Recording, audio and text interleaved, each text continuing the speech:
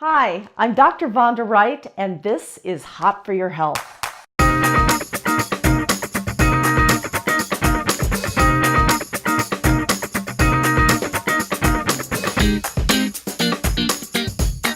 How much sleep do you need?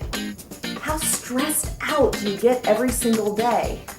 Can you take the risks in life that will lead to success? In this episode of Hot for Your Health, I've assembled an expert panel who will talk you through how much sleep you really need, how to manage the stress in your life that will enable you to take the risks to be successful. These are really important topics. I hope you'll join us. My name is Dr. Kevin Soudan. I'm a ER physician by training and now do occupational medicine. I do have a healthcare show on TV in different places. I live in Charlotte, North Carolina, for what that's worth. And before I introduce the rest of the panel, I ask them to introduce themselves and tell you a little bit about themselves and what they're passionate about. I'd like to find out a little bit about yourselves. We thought we might be helpful. So how many of you are native Pittsburghians? Is that a right word? Oh, a lot of people from here. Boy, that's a lot. I'm surprised at that. So it's not like my area where a lot of people come in and go. How many of you are married? Okay. How many of you have children? Oh, gosh, great many of you there. How many of you are under stress at all? Okay, thank you. Exactly. How many people get 7 to 8 hours of sleep every night? That's exactly right. How many of you own your own business?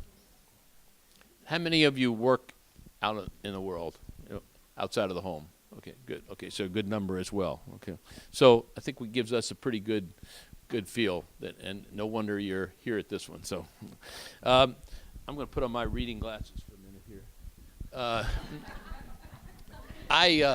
As I say, I worked in the emergency room, and one of the things that I would do would be to, when I was taking care of kids or people who are a little scared, I'd wear these into the room. I can't tell you how many parents would say, "Is there anyone else working this evening? You're going to stitch my daughter's face up?" And I think it's important. And I wear these in the car sometimes. And you ever ride down the road and people are there and you're kind of looking, oh my God. And I think that's important to kind of realize it in terms of happiness or keeping a sense of humor. For all that we go through every day, we need to keep a sense of humor. And I have 4 daughters, and they all agree on one thing, that is, Dad always embarrasses us no matter where he's at. And I think that's important, that somehow or another we keep things in perspective a little bit. So how about, Kathleen, I'm going to start with you, and if you'll introduce yourself and tell us a little bit about it. I'm Dr. Kathleen Hartford. I'm an integrated wellness practitioner, a licensed chiropractor, and I have a practice, Health Pyramid Longevity and Vitality Center, because I find that people want 2 things. They want to live a long time, but they want to have a lot of energy while they're doing it. So that's really our focus as we work with integrating various aspects of natural healing so that you can have your best life. I've been in practice for 29 years now. It's a long time. But every year there's something new and exciting to do, and so we enjoy doing that. We have a lot of fun. I'm married to a spine surgeon, and it's so interesting because obviously he does spine and I do spine in really different ways, and I'm grateful in really different ways. No, but I'm so grateful every day because one of my staff members here, we laugh a lot. And our staff laughs a lot, and our patients get to laugh a lot, and everybody gets to feel better. So that's what I do, and I love it. We integrate chiropractic with nutrition, with healthy aging. We have a new Class 4 laser, which is getting amazing results, which we brought for you to experience if you would like to do that as far as pain relief. I have retreats where we work on meditation and creating an integrated life because so many of us are out of balance right now. So the key is balance, understanding yourself first, understanding what's important for you, and then from that place of authenticity. And we actually use horses to make sure you're authentic, because nothing is more authentic than a fight or flight animal, which is what I'm going to talk about today, fight or flight. But, you have to know who you are. And so often, especially as women, we tend to sell ourselves out to support others, and we wake up one day and say, well, how did I get here and who am I? So that's what we really enjoy exploring, and first you need your health to be able to do that. So that's what I do. So I'm Rebecca Harris. I'm the director of the Center for Women's Entrepreneurship at Chatham University. I see a lot of my friends and colleagues here, which is really great. Okay, so here are the things I am. I'm a mom. My kids are 24 and 21. I have a great hairdresser because none of you believed that I'm 55. I run the Center for Women's Entrepreneurship, which makes me an intrapreneur. I'm somebody who acts and thinks entrepreneurially within the confines of an organization. I have a staff, I have a budget. I better come up with great ideas tomorrow because what I did today is not good enough. I mean, it's good, but I got to have a plan for tomorrow. I have to constantly look at trends and figure out what's going to be next on the horizon. I'm under constant stress 24/7. I'm that 70% that I got to keep working on because the 30% of me is only fair. I mean, it's okay, but it's not great. That 30% that Vonda talked about. So that 70%, I have to wake up in the morning and make sure I exercise and make sure I'm eating right. And the candy bars that are sitting on the table in my office are making me crazy right now. My passion is to help women start and grow their businesses. I have started a number of companies. I've had $1 million company, which is a publishing company that I started in 1991, which is a parent newspaper, a city newspaper, a baby magazine, a back-to-school fair. I sold it in 1998 when the internet was coming. I had 2 big flops. One was a no-cholesterol brownie and cookie company in the late 80s that Entenmann's told me there would never be a market for no-cholesterol products. And I started a marine company where I built and got a patent for a net that you could swim in so you wouldn't get stung by jellyfish. I know, it's great. I can tell you more about that. But and then I have worked for, I started my own consulting firm after I sold half of my company. And I worked for nonprofits, and I worked for a public television and radio station and had a various and sundry other jobs. But the key to my sort of existence over all these years has been I solve problems. I see a problem, and I solved a problem. While you all were standing there, I texted Vonda and said, we need more chairs because I can't help myself. Because if you think entrepreneurially every minute of the day, you're fixing problems. So whether you are in a company, or you own a company, or you're running a household where you should be paid $90,533 a year, thank you very much, and you're not. It's a job. And so how do we balance all these things with these amazing physicians and the doctors that are going to help you? I'm going to look at your risk factor, why women need to take risks, why they don't take risks, and what I can do to help you. Wow, I'm in the right spot right here. I'd like to thank Dr. Snowden. I'd also like to thank Vonda, Dr. Vonda Wright, for having me. My name is Suman Gola. One lady told me at a speaking seminar that if your name is a little unusual, you should say it twice. So my name is Suman Gola. I'm an associate professor in the Department of Otolaryngology at the University of Pittsburgh, local, right down the street. I have a practice where I do see quite a few sleep apnea patients. But sleep has always fascinated me. In medical school, just the physiology of sleep, understanding sleep, how much sleep do we need, what is good sleep, what is good rest. So I thought that this would be a really interesting topic for all of us. So imagine this. It's 3 a.m. You're tossing and turning in bed. You look at your alarm clock and you see the digital numbers, and they seem to be green, fluorescent, or orange, and although they're not, they seem to be blinking and flashing right in front of you. It's 3 a.m. You're supposed to get up at 6:30. 3.5 hours left. You have a busy day at work. You have lunches to make, kids to transport. All you're doing is trying to sleep, sleep, sleep, sleep. You need to sleep. How many have been in this scenario? All of us, right? Temporary insomnia is ubiquitous. When it becomes long-term, that's when there's sleep deprivation and other ramifications. But temporarily, it's very common. So what's the right thing to do? Do you turn on PBS and watch a relaxing show? Do you get out of bed, read a book? Do you start making those lunches and say, you know what, forget it, I'm just going to get my workday started. It's 3 o'clock. Let's just do it. What's the right thing to do? There are some wrong answers, but there's no great right answer. The right answer is if you're in bed for longer than 20 minutes, then you need to get out of bed and do something relaxing or calming or boring or something that gets you back to a sleepy state. Go back in the bed and try it again for 20 minutes. So you have to do something that is good for you. Some people it's a warm shower, some people it's meditation, some people it's reading a light book, no thrillers or anything like that. But there are a lot of sleep disorders that are out there. sleep is essential. It's an integral part of our well-being, and we're all here for our well-being in some form or another today. So I'd like to talk to you a little bit more about sleep in the next few minutes and look forward to having a discussion about it. The federal health insurance marketplace is now open. That means you're free to shop for the health plan that's right for you. UPMC Health Plan has some of the most affordable plans on the marketplace. And they all give you full in-network access to UPMC, plus other doctors and hospitals in your community. Visit upmchealthplan.com or call 1-855-297-UPMC to learn why so many people have chosen UPMC Health Plan. Enroll today. And I'm going to talk a little bit about when you felt the best. And I've done one of the fun parts of my job in doing TV and going out and speaking a little bit is I've been able to ask people lots of questions. And so in terms of, I've asked women the question, when was it that you felt the best? What were the things going on in your life when you felt the best? And I'm just going to read some of them and see if some of this is interesting for you. But not the number one, but one of the things was time and space alone. And the reason being is that having the time, and unfortunately, what I find in talking to many women, because you really are the people who rule the world, is that you put everybody else's needs first, and then at about 11:30, 12:30, 1 o'clock, you say, "Oh, I've got the time and space alone. I've got some time for myself." And unfortunately, then it's not as much fun. But you need that time to renew yourself, to recreate. Recreation is recreating yourself. Some contact with nature is important. You talked about horseback riding, but getting outside and it is really important.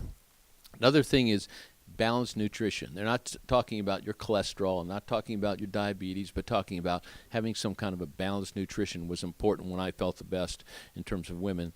Another thing was, two things are tied hand in hand, was work satisfaction and goal satisfaction, and some ability to set some goals. And Bonda this morning talked about vision and having some vision. And if you don't know where you're headed, then I guess any path will get you there. It's from Alice in Wonderland. And so I think it's important you have some vision or some goal out there for you to reach toward, sort of like a beacon in the night for you. Another thing was the ability to perform physical activities, not to be able to run a mile, to be able to do, but certainly something to be able to do physically what you want to be able to do. And what do you think the number one reason when people felt the best? What do you think it was? When they had 8 hours of sleep? But no, well, that's true. You may have felt good then, but anything? Fulfilling relationships. Relationships were the number one cause of when people felt the best. And maybe you can remember back to that time when you first met that special somebody in your life, and you remember how nothing else really mattered at all, how important it was. I was in New York on 9/11. I was getting ready to do a story for NBC that day when the planes hit the World Trade Center, and I was there and I was getting ready to go over to the Today Show and do this, and they said, "Don't bother coming in." I said, "How come?" And so I put on the TV. Well, if you think about it, what happened that day, every plane in the United States was immediately told to land at the airport closest to them. It didn't matter where they were. And in the movie Love Actually, Hugh Grant talks about this at the time when this happened. He says, at the time when people called all over the country, you may have known you couldn't get through to certain people and everything, and how the cell phones were tied up, and it was because people were concerned about other people. They weren't caring about, what about my house or my car or anything else. It was all about the people in their lives. And so I think that's one of the most important things. Are we working on the people that are important to us? Are we putting the time and energy in that we need to put in? So, okay. So, Kathy, let me start with you. And talk a little bit about stress, if you would. What are the things that produce stress, and what can we do to solve some of that? Well, I think anything can produce stress because it's all about perspective. Something that would stress me out may not stress you out. I think what we have to realize, though, is several physiological things occur when we are under stress, whether you are stressed because you're having difficulty, paying the mortgage this month, or you're stressed because your child didn't make it in the play that they had practiced so hard for, or you're stressed because you're over budget and how am I going to make that budget? Or your relationships are having struggles. When we have stress in our life, we go into, much like the horse, which is why we use a horse as a reflection, we go into a fight or flight response. In other words, in your body, you've got two different nervous systems. One is your parasympathetic nervous system, and one is your sympathetic nervous system. Sympathetic, fight or flight. So you scare a horse goes, whoa, I'm out of here, and they can go really, really fast. We do the same thing. The problem is we live today in our sympathetic nervous system. Part of that is because our cell phones are going off all the time. We've got text messages coming in. Remember when we used to do things via mail and it would take a week for the note to get there? And then they would think about it and then they would type and use whiteout and then it would take a week to get back. And, you had some space in there. Now it's like rapid fire. Everything is rapid fire. The problem is we are living in that heightened sympathetic overload. When we live in that space, and as I said, everybody in this room has a different reason for stress. But when we live in this place, we're not going to be able to sleep. Several things are going to occur. The first thing that's going to occur is we're going to create hormonal imbalances. Not just estrogen, ladies. We're talking about insulin. We begin with metabolic syndrome. Once we start with metabolic syndrome, as you know, there's this downward spiral. In integrated wellness, when somebody comes into my office and they say, I can't sleep, I'm really struggling with sleep. For women, it's oftentimes between 1 and 3 in the morning. That is going to be related to hormonal balance, to your liver's ability to conjugate those hormones. And when we live in a toxic environment, we're constantly in fight or flight. Our body is working so hard. Suddenly, between 1 and 3 in the morning in Chinese medicine, your liver's just trying to detoxify your body. And it's like, I can't handle that. And you wake up fight or flight. So when in an integrated approach, when I'm looking at something like insomnia, obviously I want to know that your nervous systems are balanced. Let's look at your fight or flight response. What is your relaxation? If you're never going into your parasympathetic nervous system, you're not going to be able to digest your food. You're going to be grinding your teeth at night. It's very much like a boxer. When you see a boxer getting ready for a fight, what does he do? He puts in a mouth guard. He clenches his jaw, right? Because he's now protecting his cranium. He's going to turn his body. One of the things we see in chiropractic all the time is what we call rib torque. It's when we literally torque our body as if we're going into a fight. When we do that, our diaphragm goes into spasm. So then people come into me, I have digestive issues. They could be on all kinds of medicines. Until we get that stress out of there, it's not going to matter. The other thing that happens is your blood is shunted away from the center of your body. It goes out to your extremities because you're either going to run, or you better have some blood and oxygen in your legs, or you're going to fight, where you better have it in your upper body. So when somebody comes in, the first thing we want to do is say, okay, let's exhale. And let's review your life. Where do you find your stressors? And every patient will have a different stressor. What action step can you take? In other words, it was the talk this morning about the first mailbox. What is your first mailbox is a really good question for somebody. What is the one thing that you can do? Is this coming from liver stress? If so, I'm going to want to do a detoxification cleanse on them. Is this coming from emotional stress? Then we'll go into one of the natural approaches for balancing emotions. But the first thing, no matter what you're coming in with, the first thing I want to do is balance that nervous system so that now when we address your stress, we're not addressing it from that reactive place, but rather than from a place of introspection. Okay, where do you have power in your life? Because you know what? Sometimes you don't. My husband was in a plane crash when my daughter was 3 years old. We were running our practice. He was in a coma at the hospital. There was only one person that was going to pay the bills, right? And I knew no matter what happened, this was a long road. I couldn't reverse the plane crash.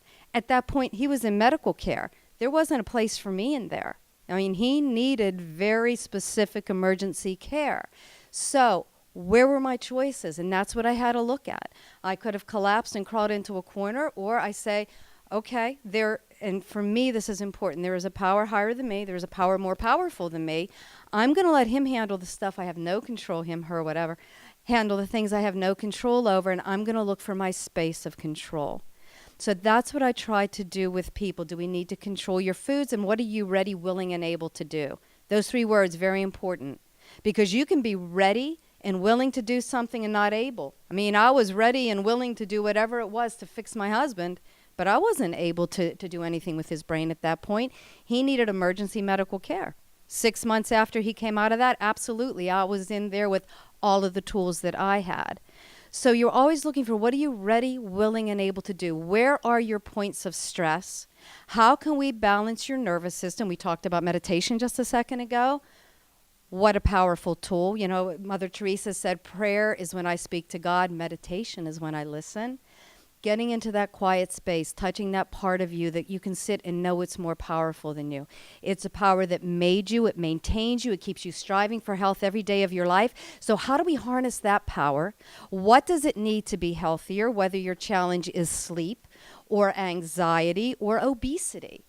You know, the approach is going to be very similar. We just have to find what it is that is blocking you from your fullest expression of life. And it's going to be different for every person in this room. And whatever that block is, whether you're aware of it consciously or not, that is your stressor. So we want to get to that core stressor, find your place of power, utilize that, harness that like you would a horse. You know, when you ride a horse, you don't just ride a horse out, you collect that power. It's easier for the horse, and you're able to do so much more. You're coming to a jump with the horse, you have an obstacle in your way, you collect that power, so all his power comes from the hind legs and propels you forward. Same thing in our life. Look for where you have power. Once you touch that place of power, it's not so stressful. Because you're like, I can do this, this, and this. I know my power points. I can move forward. I think I have to change my diet. I think I need to work on some of these emotional aspects. I think I just need to get rid of these headaches. Please adjust my neck. You know, wherever your place of power is, that's what we want to discover together. And for you, you start by allowing the things you can't control to be turned over to something else, to let it go. Because as we hold on, it doesn't do us any good. It doesn't get us anywhere. That's when we start to clench our teeth. We're ready for that, fight to come in. And no. Life isn't a fight. Life is joy. Life is expression. Life is universal energy, utilizing your body to say, this is what it is to be Kathleen. And that's what you get to live every day. And so when it comes to stress, I do believe from the place that I work from, the most important thing is let's explore your life. Let's look at the balance in your sympathetic, parasympathetic nervous system. Let's take care of all those symptoms, because you know what? Symptoms are easy to get rid of. Let's get rid of the symptoms. Now let's look at what you truly want to do and where you have the power to do that. So that's what stress would be, how it would be looked at from my perspective. Thank you so much for joining me this week for this episode of Hot for Your Health. You know, you are a powerful force in your own health. And I'm excited that you took the time this Thursday to learn more from our nation's authorities in health. I hope that you subscribe so that you don't miss one single episode. Join us next week for Hot for Your Health. And for more information, find it at womenshealthconversations.com.